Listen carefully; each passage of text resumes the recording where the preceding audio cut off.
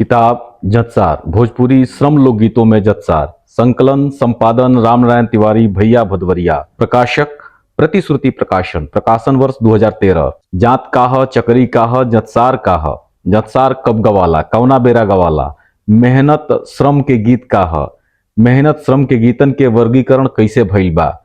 जत्सार के सांस्कृतिक आ साहित्यिक समीक्षा। इस सारा चीज रुआ सबके एक किताब में पढ़े के मिली। किताब के भाषा भोजपुरी या हिंदी है, यानी कि गीत भोजपुरी में आ ओकर व्याख्या हिंदी में।